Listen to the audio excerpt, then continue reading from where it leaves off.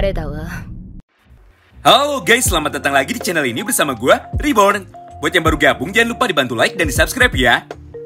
Seperti biasanya, pada video kali ini kami akan kembali menjelaskan dan juga menceritakan mengenai breakdown dari detail-detail kecil yang mungkin saja kita lewatkan dari manga Boku no Hero Tokyo Revengers, yaitu chapter 262.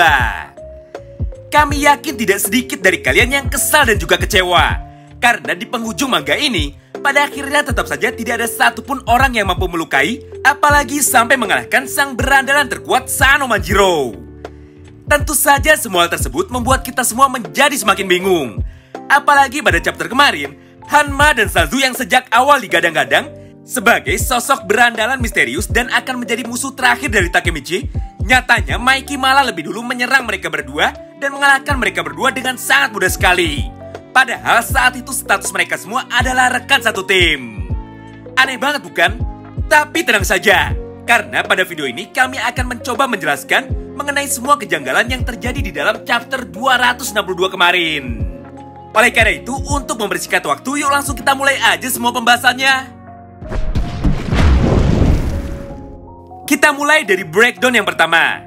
Ingatkan dengan wawancara eksklusif Ken Wakui di acara event pameran Tokyo Revengers pada bulan Desember tahun lalu, di mana pada saat itu Ken Wakui sudah menyampaikan kepada kita semua bahwa di akhir manga ini musuh terakhir yang akan dihadapi oleh Takemichi bukanlah Sano Manjiro. Tentu saja semua hal tersebut membuat kita bertanya-tanya, jika Sano Manjiro bukan musuh terakhirnya, maka mungkinkah Hanma dan Sanzu yang akan menjadi musuh terakhir Takemichi? Namun setelah chapter 262 terbit, semua rasa penasaran kita pun akhirnya terjawab melalui potongan dialog singkat yang dilakukan oleh Sanzu dan juga Maiki. Intinya, pada salah satu halamannya Sanzu berkata bahwa dirinya sudah menantikan atau menunggu kehadiran dari Maiki versi Dark Impulsive. Berdasarkan sebuah dialog singkat tersebut, maka sudah dapat dipastikan bahwa memang benar Maiki dan Sano Manjiro adalah dua orang yang berbeda, dan Sanzu sudah mengetahui semua rahasia tersebut. Itulah yang membuat Sanzu sangat bahagia ketika pada akhirnya Maiki versi Dark Impulsive berhasil mengambil alih tubuh Maiki dan siap untuk menghajar atau membunuh semua orang yang ada di dalam medan tempur ini. Kalau kalian masih bingung, maka Oji-san akan permudah lagi bahasanya. Simpelnya, Maiki ternyata ada dua orang. Pertama adalah Sano Manjiro, yaitu Maiki versi normal yang tidak pernah membunuh. Kemudian yang kedua adalah Maiki versi Dark Impulsive. Di dalam dunia nyata, hal tersebut dikenal dengan nama Dissociative Identity Disorder atau kepribadian ganda. Jika kalian masih bingung juga, maka kita ambil contoh lagi yang paling mudah melalui serial Moon Knight, di mana pada film itu, sang karakter utama memiliki 3 kepribadian terpisah di dalam satu tubuh yang sama. Pertama adalah Mark Spector, kedua adalah Stephen Grant, dan yang ketiga adalah Jack Lockley. Itulah yang terjadi kepada Maiki di manga Tokyo Revengers. Lagi pula, hampir di seluruh isi cerita chapter 262 kemarin, tidak ada satupun anggota Toman generasi kedua yang mengenali Maiki versi Dark Impulsive. Mereka semua bahkan sampai bertanya berkali-kali, apa benar orang itu adalah Maiki? Berdasarkan hal itu, bagaimana jika ternyata maksud dari semua perkataan Ken Wakui di atas ditujukan kepada Maiki versi Dark Impulsive, bukan kepada Hanma ataupun Harucho Sanzu? Itu pun jika Hanma dan Sanzu tidak memiliki rencana cadangan atau tidak memiliki motif lain di balik semua ini. Oh iya, semua kejadian yang terjadi pada chapter 262 kemarin sebenarnya memiliki hubungan paralel yang sangat identik dengan chapter 241, di mana pada kedua chapter itu, Sanzu dan Baji sama-sama menjadi saksi dari kehadiran kepribadian Maiki yang kedua. Andai saja Baji masih hidup, pasti dia mempunyai sebuah solusi ataupun jawaban mengenai semua misteri besar ini. Selanjutnya kita masuk ke breakdown yang kedua, yaitu tentang bagaimana cara Takemichi bisa menghadapi atau mengalahkan bocil kerasukan sekuat Maiki.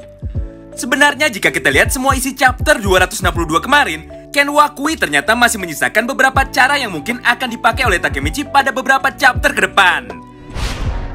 Cara yang pertama adalah dengan mengharapkan bantuan dari para mantan anggota geng Yokohama Tenjiku, seperti Ran, Rindo, Mochi, dan juga Lord Sion Madarame. Alasannya sederhana, yaitu karena kematian Kakucho. Jika sudah tahu hal itu, pasti mereka semua akan membelot dan berbalik melawan Maiki ataupun Harucho Sanzu. Selain itu, pada chapter 262 kemarin, Ran, Rindo, Mochi, dan juga Sion tidak terlihat diajar oleh Mikey. Bisa saja hal itu sengaja dilakukan oleh Ken Wakui untuk menyisakan bantuan bagi Takemichi. Ya, walaupun pada akhirnya semua bantuan dari mantan anggota Yokohama Tenjiku ditambah Waka dan Benkei tidak akan berarti apa-apa di hadapan bocil kematian. Selanjutnya, cara yang kedua adalah dengan mengandalkan bantuan dari Kawaragi Senju. Alasannya sama dengan poin yang pertama, yaitu karena Senju tidak diperlihatkan dihajar oleh Mikey pada chapter 262 kemarin. Jika pada akhirnya Senju tidak pingsan, maka kemungkinan besar masih ada harapan bagi Takemichi untuk kembali menjadi beban dengan menyaksikan kebangkitan kekuatan Zone milik Senju satu kali lagi. Walaupun lagi-lagi pada akhirnya Senju pasti bisa dikalahkan dengan mudah oleh Mikey versi Dark Impulsive. Tapi tenang saja, selain kedua cara di atas, ternyata masih ada satu orang kuat lagi yang mungkin akan membantu Takemichi untuk mengalahkan bocil kematian. Ada yang bisa tebak siapa dia? Yap, benar banget. Siapa lagi kalau bukan Suji Hanma. Walaupun di chapter terbaru kemarin Hanma terlihat sudah dikalahkan oleh Mikey, namun kami yakin Hanma pasti akan bangkit kembali. Lagi pula mana mungkin seorang Hanma yang masih sangat misterius tiba-tiba dibuat kalah begitu saja. Jika itu sampai terjadi, pasti banyak sekali para pembacanya yang kecewa, termasuk kami sendiri. Bagaimana jika pada akhirnya geng The Hanmas akan kembali melakukan reuninya, di mana anggotanya berisikan 3 orang yang pasti masih bisa bangkit lagi, yaitu Takemichi, Hanma, dan juga Chifuyu Matsuno. Alasan sederhananya adalah sebagai berikut. Takemichi bisa bangkit karena Mikey hanya memukul dirinya, bukan terkena tendangan nuklir seperti Sanzu ataupun karakter yang lain. Sedangkan Hanma bisa bangkit karena dia adalah zombie dengan daya tahan tubuh yang luar biasa hebat. Lagi pula sebelumnya dia sudah pernah merasakan dan mampu bertahan dari semua tendangan nuklir milik Mikey. Kemudian yang terakhir adalah Chifuyu. Selama Takemichi masih bisa berdiri, maka sudah pasti Chifuyu akan terus mencoba untuk bangkit kembali demi memenuhi janjinya untuk selalu menjaga Takemichi. Nah, jika pada akhirnya semua hal tersebut sampai terjadi, maka hubungan paralel dengan chapter 92 akan kembali terulang. Di mana pada chapter itu Takemichi sudah pernah bilang bahwa hanya geng The Hanmas lah yang bisa melanjutkan pertarungan mereka pada saat itu. Menarik banget ya. Walaupun sebenarnya banyak sekali kemungkinan lain yang bisa terjadi. Contohnya adalah dengan dibangkitkannya kekuatan Dark Impulsivity milik Takemichi. Namun karena sejauh ini belum ada satupun temannya yang kembali terbunuh, maka kecil kemungkinan kekuatan Takemichi akan dibangkitkan dalam waktu dekat ini. Terima kasih banyak yang sudah simak video ini sampai habis ya. Sampai jumpa lagi di pembahasan selanjutnya. Salam baku hantam.